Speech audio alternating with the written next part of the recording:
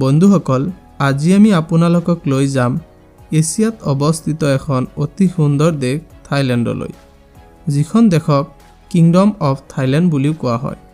ইয়াৰ পূব সীমাত লাওছ আৰু কম্বোডিয়া, দক্ষিণে থাইলেণ্ড উপসাগৰ আৰু মালয়েছিয়া, আৰু পশ্চিমে আন্দামান সাগৰ আৰু ম্যানমাৰ আছে।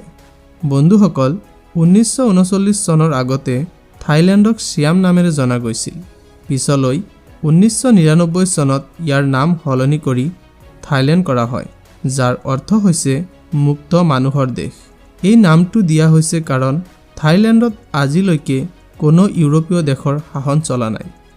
বিশ্বৰ ধুনীয়া বিলবোৰ থাইলেণ্ডত পোৱা যায়, কিন্তু আপুনি জানেনে যে থাইলেণ্ডত মুঠ 1430টা দ্বীপ আছে। মন্দিৰৰ কথা ক'বলৈ গ'লে থাইলেণ্ডত 4120টা বৌদ্ধ মন্দিৰ আছে। থাইলেণ্ডৰ গ্ৰেট বুদ্ধা ইয়াৰ আটাইতকৈ ওখ মূৰ্তি আৰু বিশ্বৰ ভিতৰতে 9ম উচ্চতম মূৰ্তি। আপুনি জানি আচৰিত হ'ব যে থাইলেণ্ড বিশ্বৰ অন্যতম দেশ য'ত দম্পতীৰ মাজত প্ৰতাৰণা কৰাৰ ঘটনা সৰ্বাধিক। এই ক্ষেত্ৰত থাইলেণ্ড শীৰ্ষ 10খন দেশৰ তালিকাত 4ৰ্থ স্থানত আছে। থাইলেণ্ডৰ বিষয়ে আৰু কিছুমান আচৰিত তথ্য জানো আহক। প্ৰায় 5,13,120 বৰ্গ কিলোমিটাৰত বিস্তৃত থাইলেণ্ডত প্ৰায় 7.2 কোটি জনসংখ্যা আছে। ইয়াত 53% লোক চহৰত আৰু 47% লোক গাঁৱত বাস কৰে। জনসংখ্যা ঘনত্বৰ কথা ক'বলৈ গ'লে প্ৰতি বৰ্গ কিলোমিটাৰত 141 জন লোক আছে। থাইলেণ্ডৰ কলিং কোড হৈছে +66 আৰু ইয়াৰ মানুহে বাওঁফালে গাড়ী চলায়, আৰু ইয়াৰ মুদ্ৰাক থাই ভাত বুলি কোৱা হয়, আৰু এটা থাই ভাতৰ মূল্য প্ৰায় ভাৰতীয় মুদ্ৰাৰ 2 টকাৰ সমান। থাইলেণ্ডৰ ৰাজধানী আৰু সৰ্ববৃহৎ চহৰখন হৈছে বেংকক, যিখন বিশ্বৰ জনবহুল চহৰসমূহৰ ভিতৰত 33 নম্বৰ স্থানত আছে। থাইলেণ্ডত মুঠ 62টা ভিন্ন ভাষা কোৱা হয়, যদিও ইয়াত থাই ভাষাক চৰকাৰী ভাষা হিচাপে গণ্য কৰা হয়। ধৰ্মৰ কথা ক'বলৈ গ'লে থাইলেণ্ডৰ প্ৰতিজন ব্যক্তিৰ যিকোনো দেৱতা বা ধৰ্মক পূজা কৰাৰ সম্পূৰ্ণ স্বাধীনতা আছে, কিন্তু দেশৰ 92.5% জনসংখ্যাই বৌদ্ধ ধৰ্ম অনুসৰণ কৰে, আনহাতে 5.4% লোকে ইছলাম ধৰ্ম অনুসৰণ কৰে। ভ্ৰমণৰ ক্ষেত্ৰত প্ৰতি বছৰে প্ৰায় 4 কোটি লোক থাইলেণ্ড ভ্ৰমণ কৰে। সুন্দৰ বিল, বৌদ্ধ আৰু হিন্দু মন্দিৰ, থাই খাদ্য, থাই মালিচৰ বাবে থাইলেণ্ড সমগ্ৰ বিশ্বতে বিখ্যাত। ইয়াত এমাহৰ খৰচ প্ৰায় $600 পৰা $900লৈকে হয়, য'ত খাদ্য, যাতায়াত আৰু মনোৰঞ্জন অন্তৰ্ভুক্ত। আপুনি জানি আচৰিত হ'ব যে থাইলেণ্ডৰ ধৰ্মীয় শাস্ত্ৰ হৈছে ৰামকিয়ান, যিটো ৰামায়ণৰ থাই সংস্কৰণ।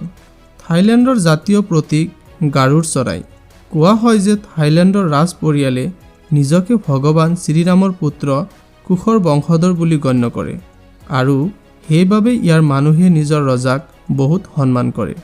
থাইলেণ্ডত কিছুমান নিয়ম আছে যিবোৰ জনাটো অতি প্ৰয়োজনীয়। ইয়াত মংক অৰ্থাৎ সন্ন্যাসীক বহুত সন্মান দিয়া হয়। তেওঁলোকৰ লগত কোনো ধৰণৰ শাৰীৰিক সংস্পৰ্শ হ'ব নোৱাৰে, আৰু এই নিয়ম পুৰুষ মহিলা উভয়ৰে ক্ষেত্ৰত প্ৰযোজ্য। থাইলেণ্ডত ৰাজহুৱা স্থানত অনুপযুক্ত ইংগিত দিয়া বা হাত ধৰাটো অনুচিত বুলি গণ্য কৰা হয়। চুটি কাপোৰ পিন্ধি মন্দিৰলৈ যোৱাটো নিষিদ্ধ, কাৰণ তেনে কৰাটো মূৰ্তি পূজাৰ অপমান বুলি গণ্য কৰা হয়। ইয়াৰ মানুহে মূৰটোক শৰীৰৰ আটাইতকৈ পবিত্ৰ অংশ বুলি গণ্য কৰে, সেয়েহে তেওঁলোকৰ মূৰটো স্পৰ্শ কৰাটো অতি ভুল আৰু অভদ্ৰ বুলি গণ্য কৰা হয়। থাইলেণ্ডৰ 37% বনাঞ্চলেৰে আবৃত, আনহাতে 46% মাটিত শস্যৰ খেতি কৰা হয়, আৰু দেশত 577টা হ্ৰদো পোৱা যায়। থাইলেণ্ডৰ ৰাজধানী বেংকক ৰঙীন ৰাতি আৰু থাই খাদ্যৰ বাবে বিখ্যাত। ইয়াত থাই মালিচ অতি জনপ্ৰিয়, যিটো $6 পৰা $10 ভিতৰত কৰিব পাৰি।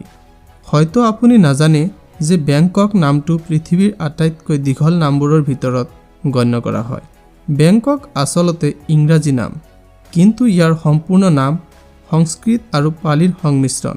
এই নামটোৰ মুঠ 168টা আখৰ আছে, আৰু ইয়াক গিনিজ বুক অফ ৱৰ্ল্ড ৰেকৰ্ডত স্থান দিয়া হৈছে।